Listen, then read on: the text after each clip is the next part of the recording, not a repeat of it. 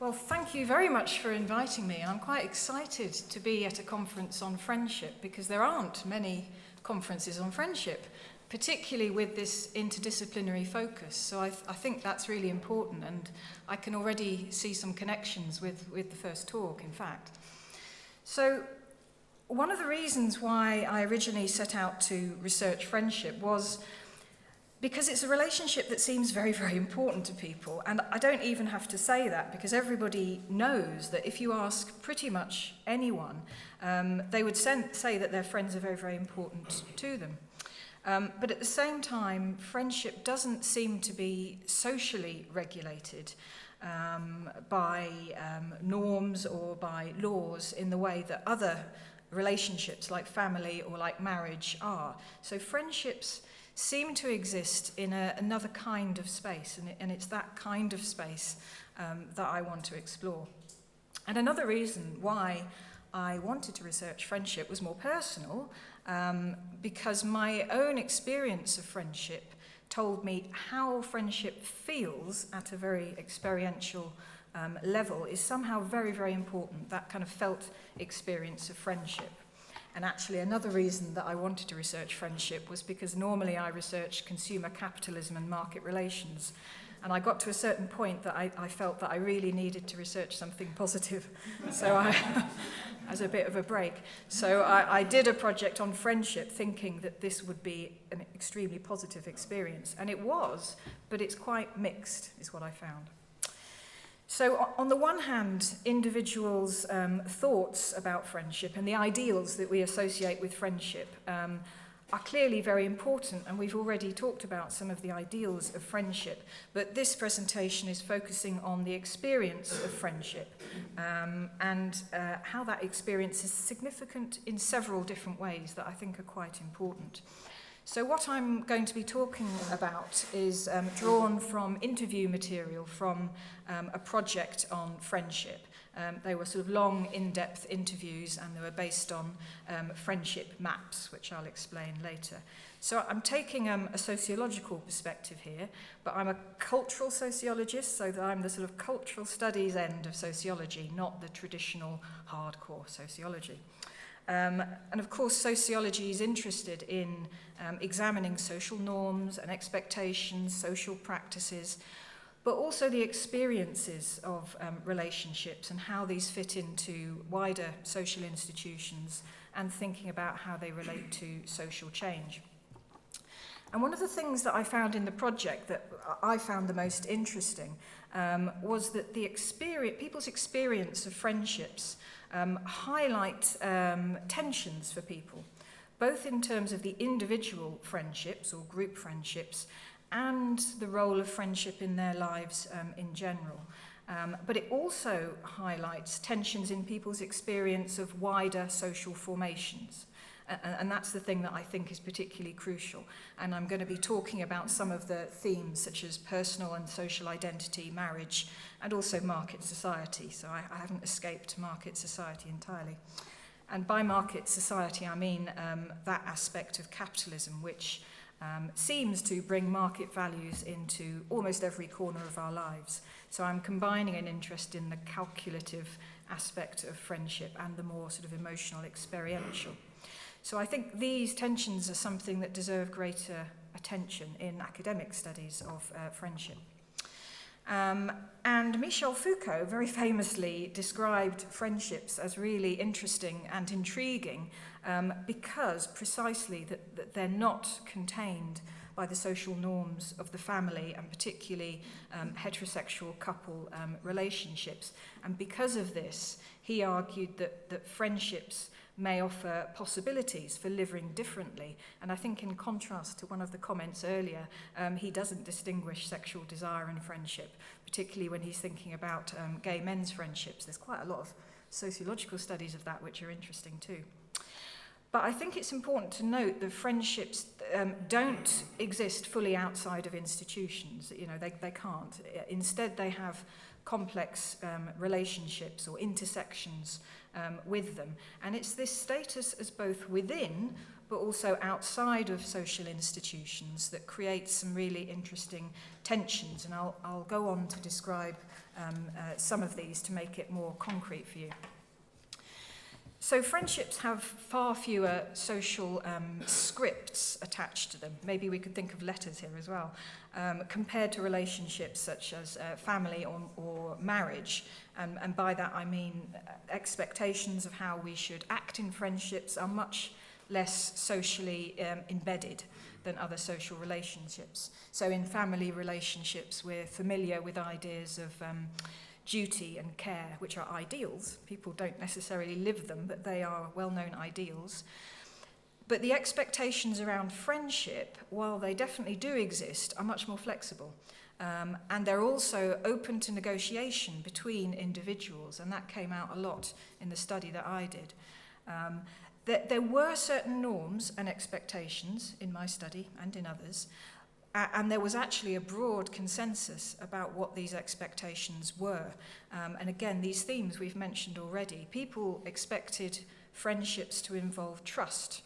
And if trust was broken, that was likely to really impact upon the friendship.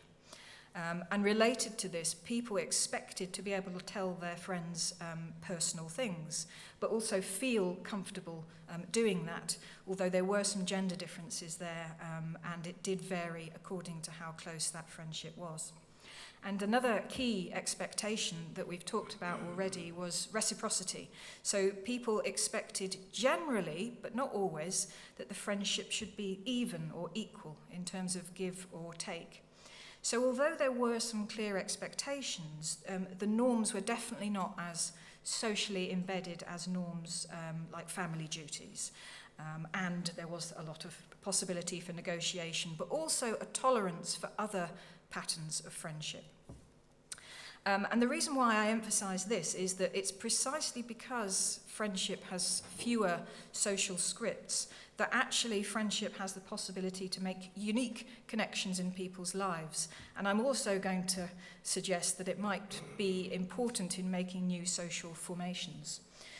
So I would call friendship a portal relationship or a gateway relationship. So it's a relationship that forms new interfaces, but not just with other people in individual friendships, but also in a broader sense. So when people experience their friendships, it references other types of relationship, but also broader social formations. And in doing so, certain tensions emerge. And what I think is significant, and I'll show you some quotations in a moment, is that people experience these tensions in a very, very bodily, emotional, felt way, as well as the more analytic, intellectual way. And this sense of experiencing friendships as bodily emerged many times across my study in different ways. So, for example, one interviewee talked about how his friendships were based on instinct and gut feeling. So he says, "I don't like pretense. With friendships, I always go with gut instinct. If it feels right, then it probably is. And if it doesn't feel right, the friends that stay with you are meant to be there. And the people that get left behind, that's for a reason as well." So there's a sense here that's being expressed that close friendships are felt connections based on the sort of lived experience of personal connection. And because this experience feels so personal, to both friends and the group of friends, it's therefore a very powerful form of engagement, as opposed to or connected to a more analytical, rational assessment, perhaps when you think of all the things you might have in common with your friends, but also any differences that may exist between you. And friendships are often experienced in bodily terms, in terms of warmth and closeness. And another interviewee talked about her female friends in this way. "She's probably my most loving friend. She regularly wraps her arms around me and tells me how much she loves me and how wonderful I am, so I feel very at home with her."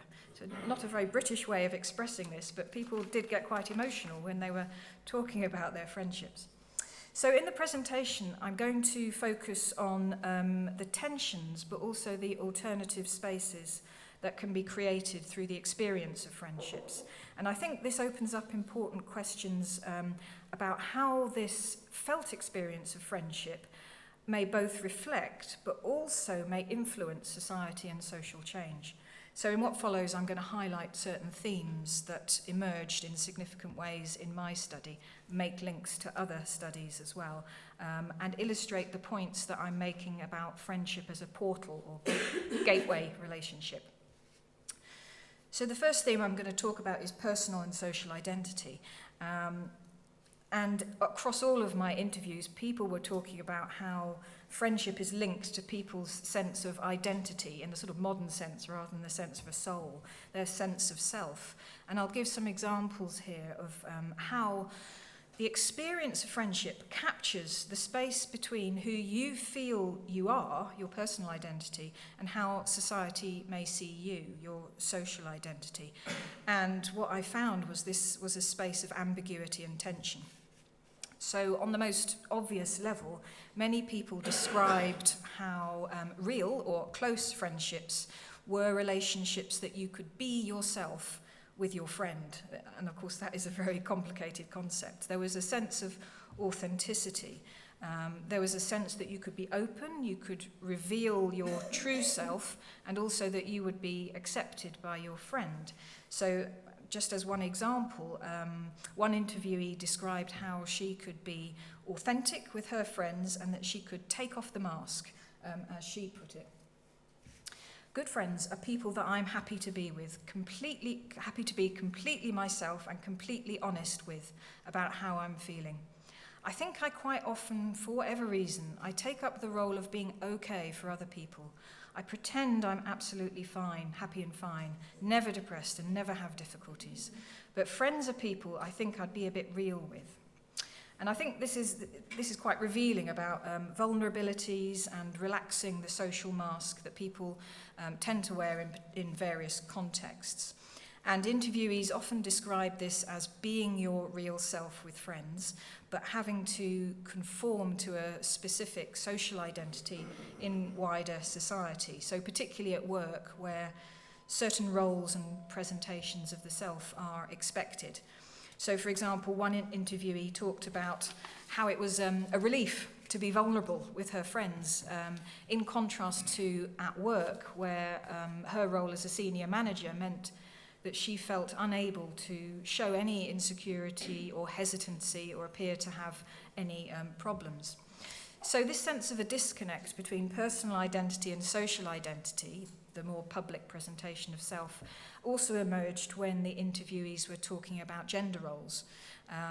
So for example, and this sometimes confounded the stereotypes. So one male interviewee had a close female friend, and he talked about how his friendships with men and with women were different. And as he talks about this, he's drawing on various social ideals and stereotypes.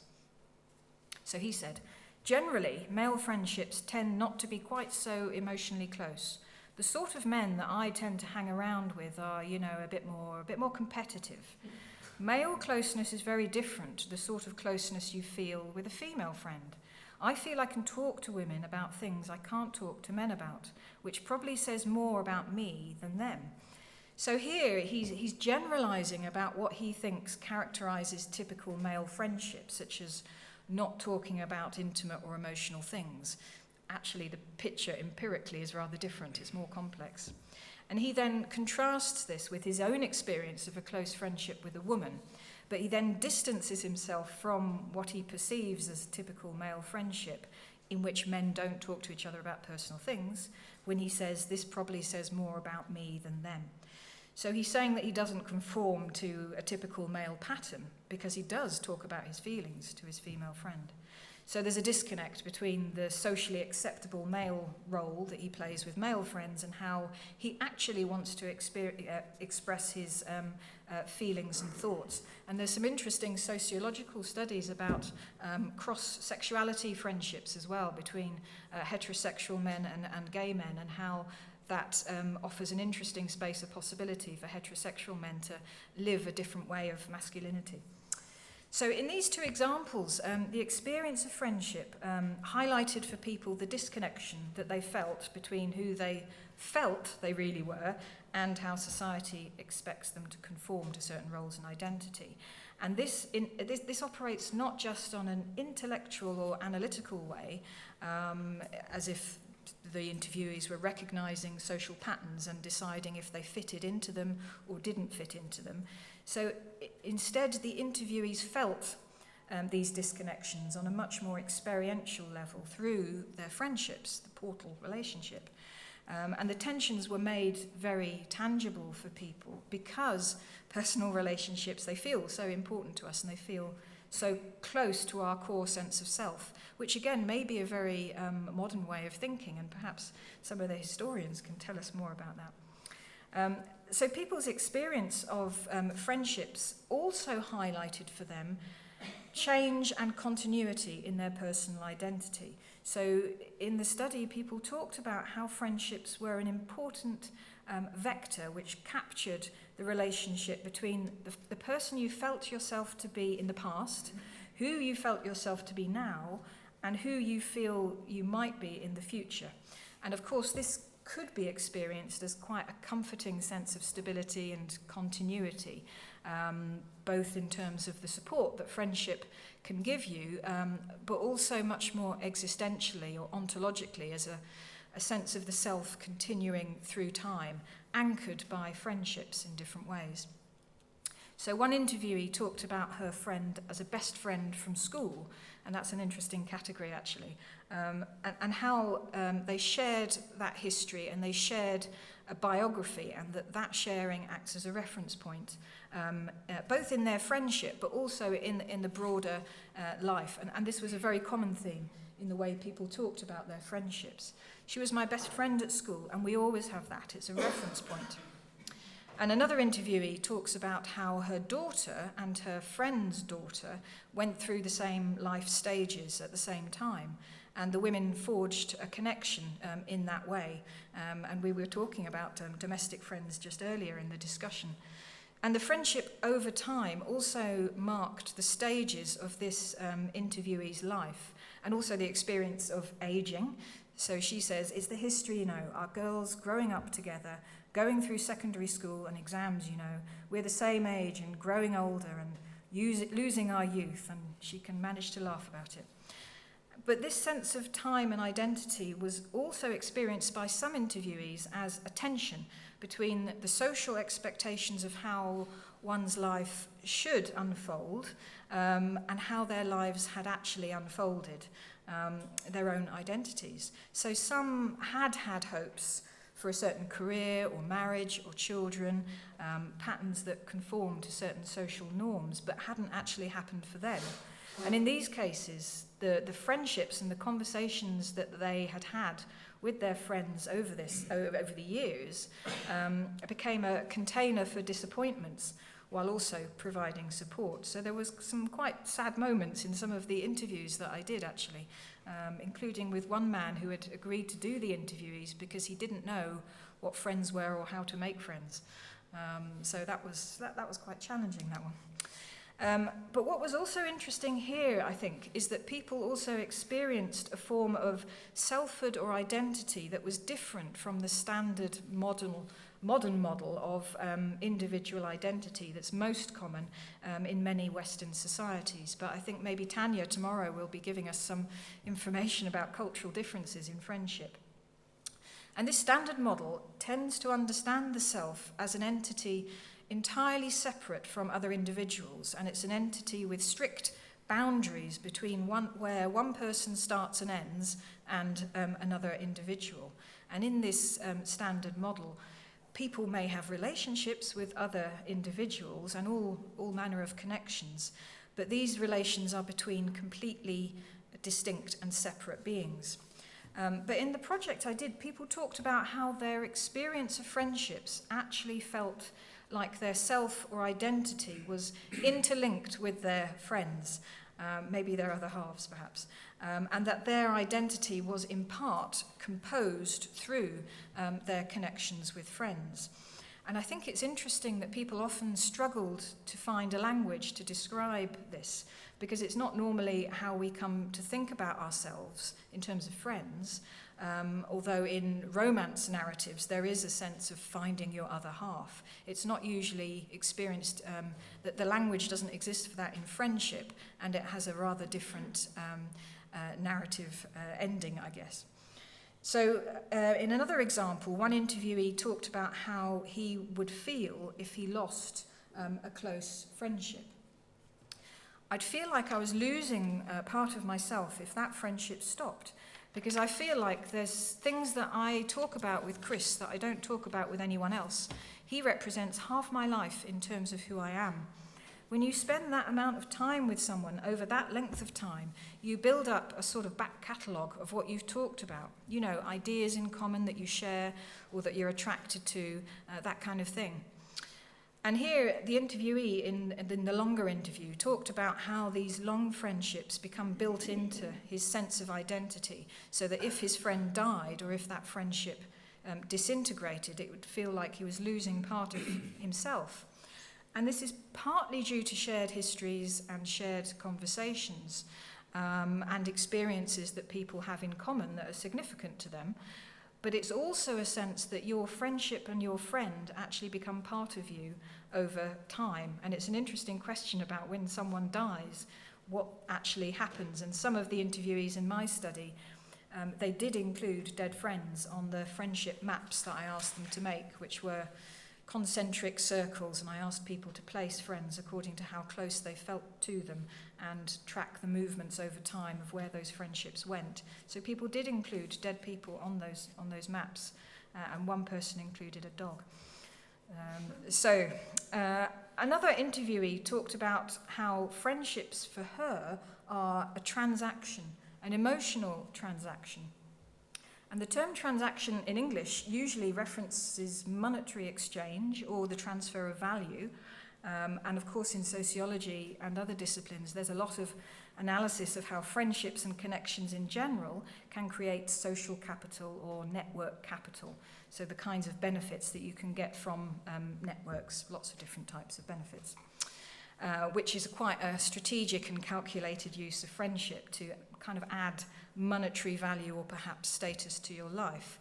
But in the examples I'm using here and in the project more generally, the idea of transaction and interchange was rather different, and it referenced a sense of the self or identity as unbounded, unfinished, open to change, and therefore perhaps vulnerable. Which challenges the kind of standard model that we are separate, distinct, bounded entities that is so dominant in many societies. So this shows a tension between the socially embedded ideals of identity and the experience the people actually had of them through their friendships, which was experienced in this felt experiential level. So thinking now about alternative spaces. So people's experience of friendships also created these alternative social spaces, and one of the most striking ways this happened in the project, although it happened in many different ways, was with mothers and their friendships with other mothers. And the interviewees called these mum friends or domestic friends. So for them it was a special category of friendship, partly because it didn't really quite fit in with other standard models, and that's interesting. So they developed for these women through childcare, particularly if the women's children were in the same nursery or class at school. And these friendships were composed of very strong bonds that were very important to interviewees in lots of ways, both practical and also emotional. So when they were asked about how these friendships were different to friendships that were developed in other contexts, many of the interviewees talked about how they were homely. They've got a much more homely feel, you know. They are much more domestic friends. It's because of the children, really. So the interviewees talked about how friendships with other mothers were important to them and were created through having the same kind of challenges with raising children at the same time. So I think when your children are young and you're experiencing the hassles or difficulties of that around the same time, that does give you quite a bond with people. So these domestic friends or mum friends would share childcare, they would spend a lot of time in each other's homes, but would also accompany the children outside of the home. So they actually formed a really core part of the practices that were associated with the domestic, centred primarily around children. So they were actually a key element of what many people would call family life, but these friends were not considered family. So that the interviewees were very clear, they're not family, but they're part of domestic life. They were part of the domestic intimacies, which are practiced both within and outside the home, but also what it functioned to do was extend the domestic beyond family members. So this is quite a challenge to sociological ideas of the household. So the practices disturb an idea of the domestic as a specific home location, or as a specific set of relationships restricted to family members. They extend the domestic beyond the family and the household into the public sphere, where women traditionally, as we've heard, have a complicated status. So the domestic here becomes more inclusive and is experienced not just as a specific space, but rather as a set of material and emotional practices and relationships. So the domestic comes to include not only family and socially established norms and norms that are associated with the family, but also starts to include the much more flexible and open-ended expectations and ideals of friendship. So there's a blending here that challenges what in many cultures is still quite a traditional thing, the family and the household. So the next theme that I'm going to draw on is market logics. I need a drink before. So this is where I can't escape my conventional interest in consumer capitalism. So there was another alternative space that was created, quite ambiguous, that does exist largely, but not entirely, outside of the logics of the market logics of capitalism. And of course, we all know that friendships can be mobilized and exploited in many different ways, according to market logics. And you can certainly see that in Facebook, but I think we're going to hear a more nuanced account of Facebook. But certainly Facebook monetizes friendship networks in ways that are increasingly becoming controversial. Some interesting news in the last couple of days about Facebook. But compared to other relationships, as we've seen, friendships can succeed in escaping many of the principles, at least, of capitalism, because friendship operates under different sorts of values. Now, of course, you can say that other relationships like family and marriage also function using non-monetary values. So, of course, people value their family and their partner not in financial terms or in exchange value, usually, but these family relationships are actually more tied to capitalist socio-legal structures, such as inheriting property through family, the legal structures of divorce settlements, or particular models of citizenship rights as well. So there is a difference with friendship.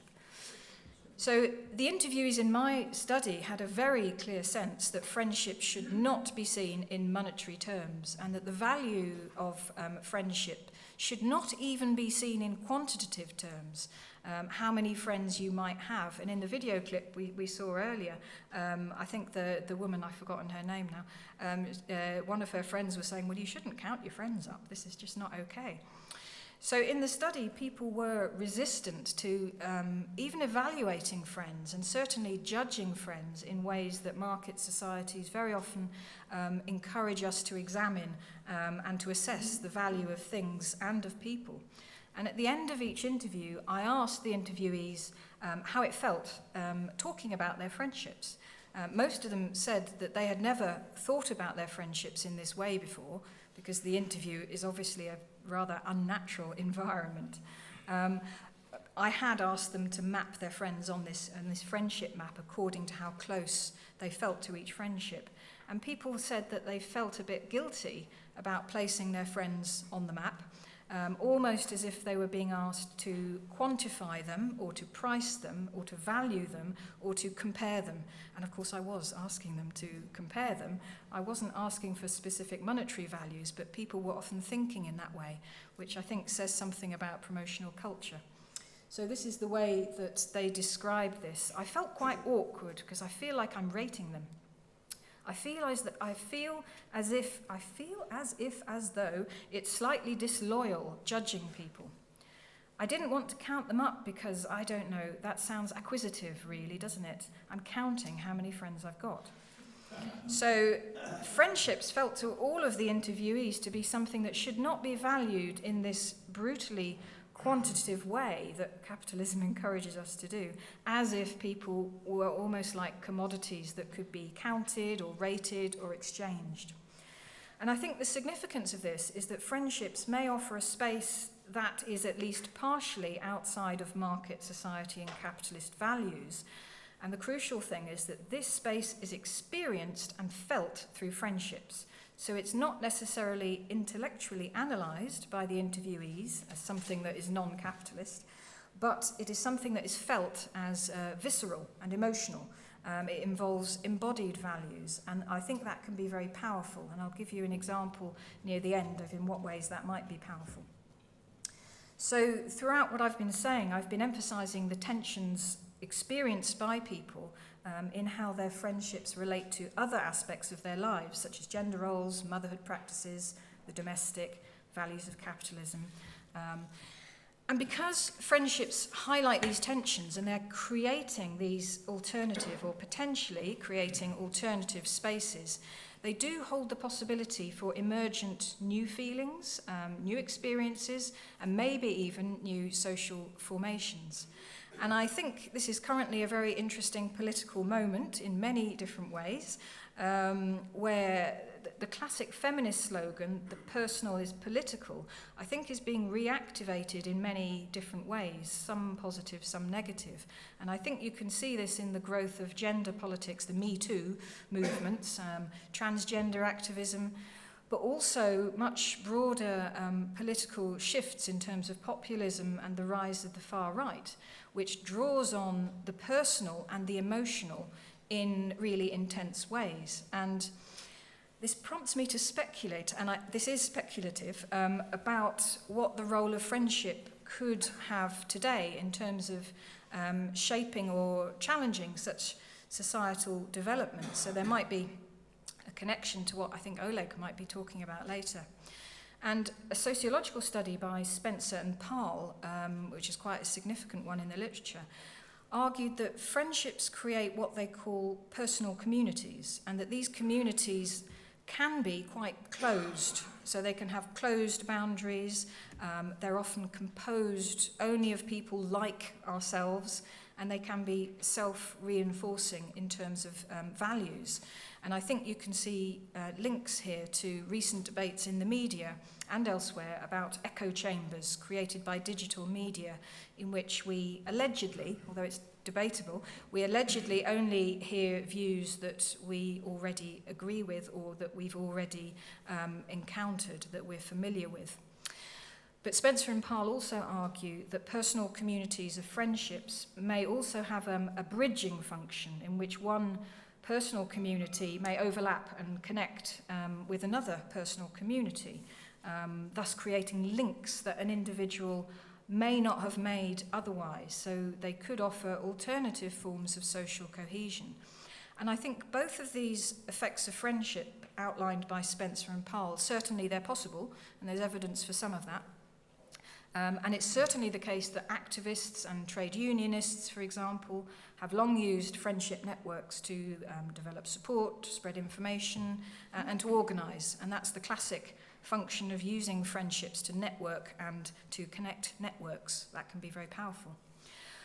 But what I'm suggesting is that alongside those possibilities, friendship also opens potentialities for people to experience alternative spaces and alternative values through this very particular felt connection. It's a very specific social bond that exists partially outside of market society. And in a recent book, the political theorist Chantal Mouffe discusses today's politics and populism and calls for a new language to help what she calls left-wing populism capture people's hearts and minds. And I think there's some interesting connections to Hannah Arendt's work here as well. It would suggest that social shifts need a kind of personal, felt connection. And of course, that can be both positive and negative. So I would pose this as a question. I don't have the answer to it, but it might be interesting to talk about. Could friendship be a space in which people feel the contradictions of contemporary capitalism and today's politics, not just know them intellectually or analytically? So thus, could it provide a ground for developing new social formations or encouraging social change? So there's a lot of sociological studies that show how society influences friendship, but it's less clear, and I think very intriguing, how friendships may actually shape society. So I'll finish there.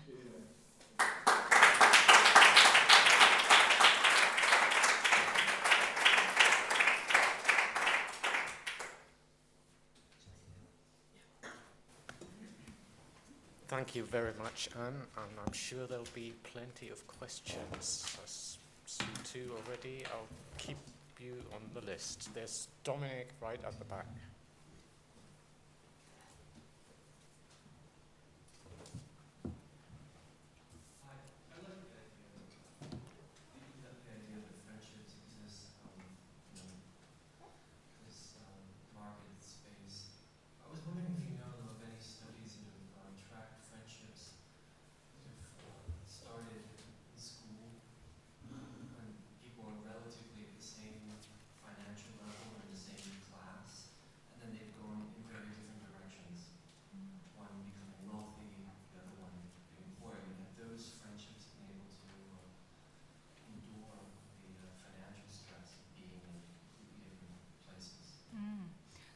It's a really interesting question because normally, is that loud enough? Normally, studies of friendship show homophilia, liking of the same. So people's friendship groups are composed primarily of people like themselves in terms of socioeconomic background and ethnicity.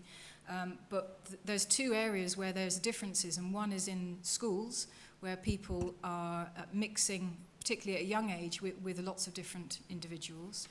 The other place is it's the workplace where you might be mixing with people that you wouldn't normally mix with, and you can develop friendships in that way.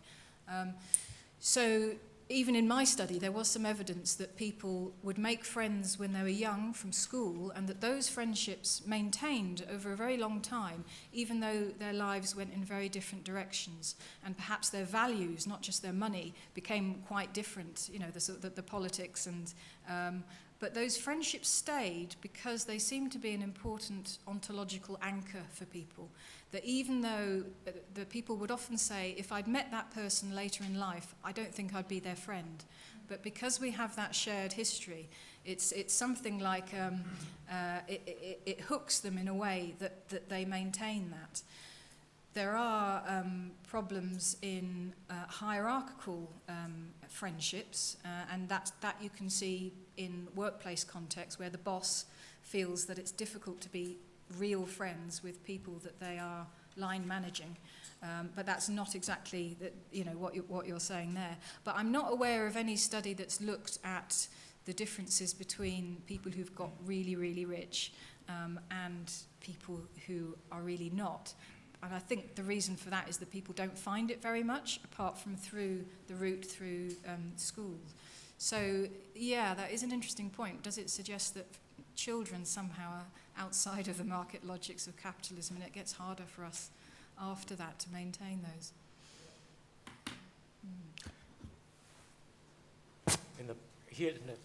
Let's know. So, did I understand it correctly that you, the last part of your talk, you basically presented friendship as a space where the alienation, the individual alienation in capitalism can be felt? Would that term alienation come in handy for you? Yes, it would. Although I was also suggesting something else too. So I think it's definitely true that people can use friendships as a buffer to protect them from many forms of alienation that people experience today. and some of the effects, such as mental health problems. There's lots of evidence to show that people use friendships to support themselves and to feel better in difficult situations that you could definitely see as alienation. But I was also suggesting something a bit different, was that people generally outside of academia do not create models for understanding how capitalism operates, but people definitely do feel the impact of social change in lots of different ways. So I was suggesting that friendship can be one of the ways through which they can feel and experience another kind of relationship that exists differently from standard models of market relations that are focused on quantification and market, the valuing of friendships in financial terms. It's very speculative, though. I'm sorry to ask another question. There's a very popular TV commercial, I don't know whether there's an English version of it existing, which appears to me right now as the caricature of the friendship model you presented, which is like two guys meet at a bar and then they just go out dishing pictures. My car, my home, my wife, I think. So this seems to be like the capitalist caricature of friendship. Yeah, no, I haven't seen that advert, but I have a clear picture of it in my head now. Yeah. I think, there's an interesting use of irony irony is sort of like having your cake and eating it, we would say in Britain. So you can have both things at the same time. So you can be funny about it, but also critique it, but also draw on the principles of it. So I'm not surprised that advert exists and that people find it funny. But probably one of the reasons they find it funny is because they recognize that true friendships wouldn't really do that. But at the same time, it's using a model that everyone's familiar with. Next up is Björn. First of all, thank you very much for this interesting talk. I don't think if I got it one correctly, I don't understand why friendship, as you introduced us the answers, can make people feel like something that is out of market models. Because first it's if you want to get something, you have to give something. So that's a very important point of the market models. Then second, I got the impression that when people talked about, we know each other for such a long time, so we don't break up. It's like an investment. So we invest feelings in each other, and this maybe goes together with another thing you said in the answer to the question before, that people experience friendships as some sort of comfort and to recover from the alienation. So the benefit, they invest and they benefit. And then thirdly, if I want my friends to like me, I have to think of myself what can be likable. So I have to make them an offer, and I have to think about how something like branding myself. And so these are just three points that about to talk, and I don't understand how they can make someone feel like it is not economic what we do in friendship. Well, it's a good point. I think the first point to make is that it is a sign of a capitalist society that when we think of give and take and investment and branding, already we impose an idea of capitalist logics on that. So I think that doesn't mean that those things are capitalist. I think it means that the language of capitalism has come to inhabit our thinking. But what I found in the study is that although people are familiar with this idea of give and take and investment and the ways of thinking, people didn't actually experience their friendships in that way. So they were very clear when they described the ideals of friendship, and they would talk about reciprocity, give and take, equal relations. But then when they're talking about individual friendships, the experience of individual friendships, they would say things like, well, I know that friendships are supposed to be give and take, but this person's been very ill and I know they can't give me a lot now. I will have to help them, and so that people didn't actually experience it according to the actual practices of capitalism, even though they're using the language of capitalism. And I think that I was referencing a body of academic knowledge that focuses on affect, a certain version, not just of emotion, but of a bodily feeling that can create other forms of understanding. And I think these definitely exist. People struggled to describe them, but they were very clear about, I would do anything for my friend, or I would help them in all sorts of different ways, which completely contradicts the capitalist model of give and take, investing a certain amount, even the idea of I have to make myself likable in order to have a friend, because people talked about with a true friend, that was not the case. You didn't have to make yourself anything. That the point was that you felt a connection, and that you could let down the barriers. You didn't have to work upon yourself as a capitalist project. So I think the idea of feeling the experience of friendship as something that is outside of the capitalist logic is hard to talk about, but it is I think it is definitely there in the way that people described their lives and talked about how they imagined their life unfolding and the practices they engaged in with their friends. So rather than just the words and the ideals that are being mobilized, the actual experiences. But we can disagree, of course. And friends do. Can you please confirm that I put myself on the list right there? Oh, yes. Yes, because that fits in quite nicely. You talk about language, market logic-driven language used to describe ideals of friendship. It seems to me, in particular with the last presentation in mind, that the language used to describe friendships, the felt experience of friendships, is equally borrowed.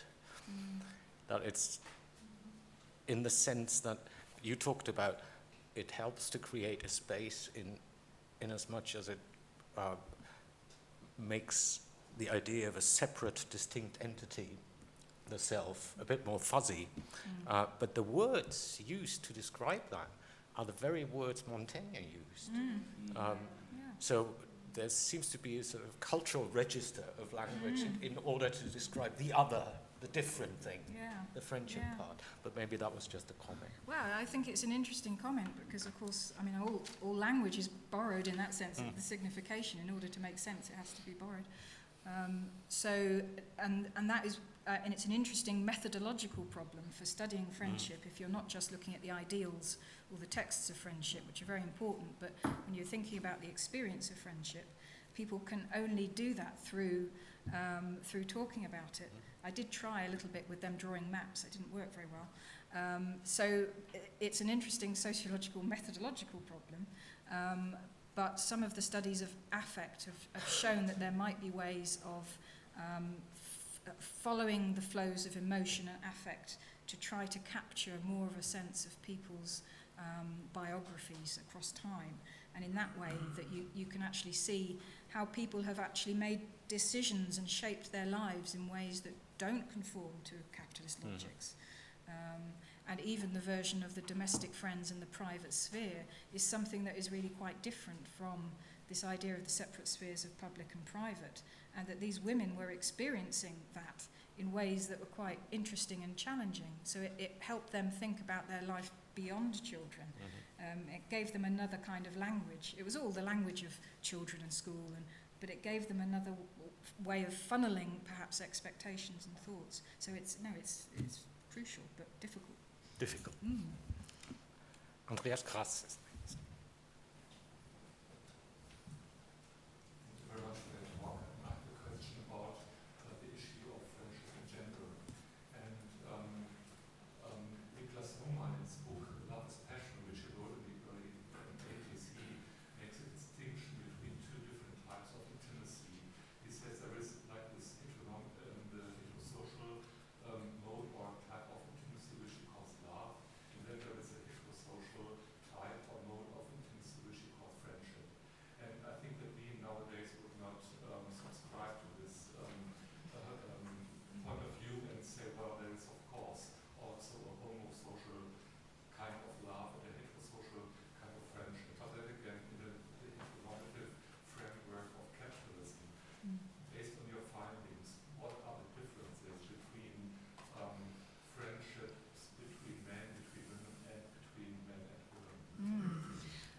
again, it's a really interesting area, and there's been quite a lot of sociological studies. So my study sort of fitted in with a lot of the findings that already existed. And what I found was that heterosexual men and women definitely could have friendships, but that they had to be very carefully managed by the people involved, usually by the women who would create rules and boundaries, not explicitly in terms of words, but their practices. Because the women felt that the sexual or the potential sexual would interfere with the sort of purity of the friendship. And what I found when interviewing heterosexual men about this was that the women are quite right to think that, because when I asked the men about the heterosexual men about their friendships with heterosexual women, I said, well, is it always purely platonic? Or do you imagine in the future it might be something else? And almost all of the men said, oh, well, maybe it would turn into something else.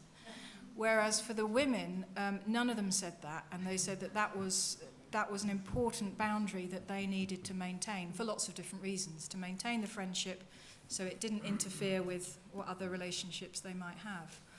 And that finding aligns with lots of other sociological accounts where the maintenance of certain boundaries between what counts as sexual and not sexual was seen as problematic. At the same time, particularly amongst younger groups, there was much more fluidity around sexual and non-sexual friendships.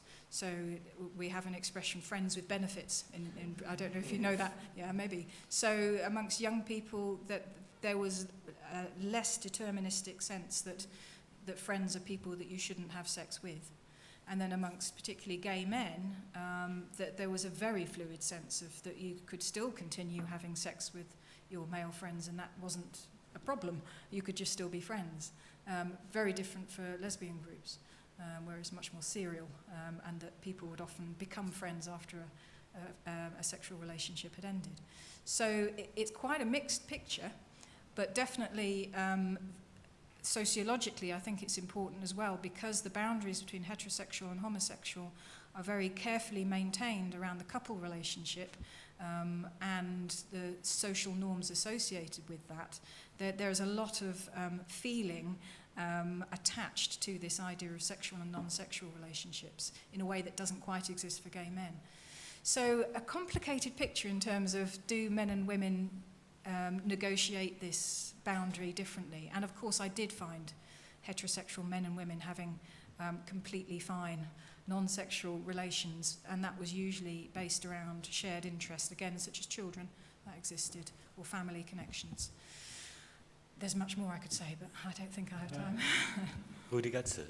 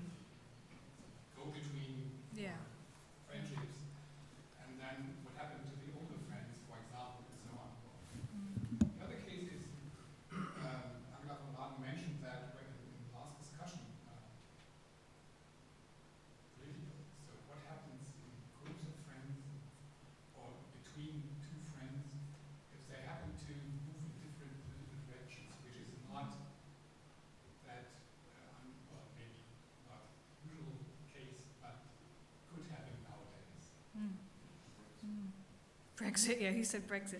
Yes, that is a very good example. A very good example that has split families and and split people in ways that we weren't expecting. But that's another story. Let's talk about it over lunch.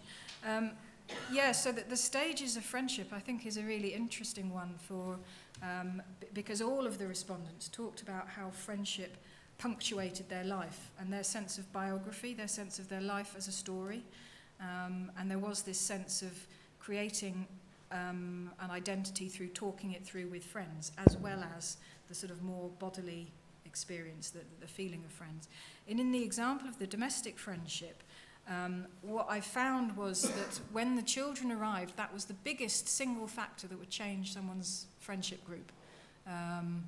Second was divorce or splitting up of a couple, which does all sorts of interesting things. So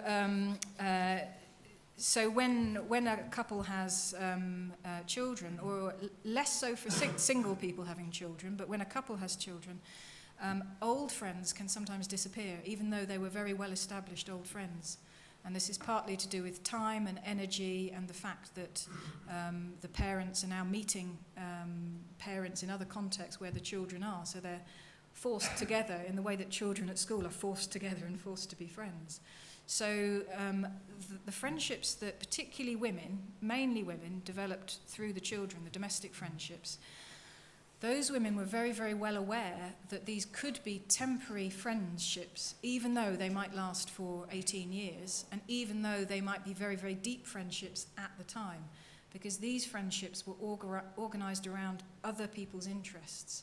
And in most other categories of friendship, the friends that you develop is because of your own interests and your own values and your own connection with that person. Whereas with domestic friends, for these women, it's about other people. So something that emerged was, unsurprisingly, in sociological studies, was that women didn't quite place themselves at the center of their own lives. So that women's lives with children, they were always slightly decentered. So the women's lives were about other people and their children. So there was a very interesting sense of their identity developing through being mothers, and then being aware that these very, very close friendships might disintegrate when the children particularly go to university. That was a moment that there was a big change. So there was that awareness, and then that did sometimes happen. Those friends just disappeared again. So the sense of, and I didn't get to follow up to find out what happened later and later and later, but that sense of your identity as a mother, which is developed through your friends who are mothers, seemed to have a breakage just at the moment where the children are becoming adults and going on with their lives. So there's something very interesting there about this particular type of friendship that was very gendered, and that men had a very different experience of, because men tended to maintain friendships outside of the children. So they would play football or they would go and watch sport with male friends. There was more continuity. So it's a big question, but yes, the friendships were very, very tied into the sense of self over time and the sense of identity or personhood that continues over time. So there were quite big moments of shock and change for some people when their friendship group changed rapidly, for instance, when the children left home. So I think that answers some of it. Oh, and the groups of friends, circles of friends, and political differences. It didn't come up that strongly in my interviewees. Some people mentioned political differences, but usually they framed it more politely as difference in values. So they would say that I would find it hard to have friendships with people who had very different values, and I found out what they meant was politics there. But if I'd done the interviews very recently in terms of Brexit, I think I could have asked some different questions that may reveal something very interesting about that. One of the ways that people have managed it in Britain is just not to talk about it with close friends because it's become too difficult. But any thoughts on Brexit and friendship are gratefully received. So. Well, I'd like you to join me in thanking Anne for an inspiring talk, and to all of you for your questions. And we can now officially celebrate a first in the history of the Einstein Forum, because I see that we were due to go to lunch at 1:30, and it is exactly 1:30.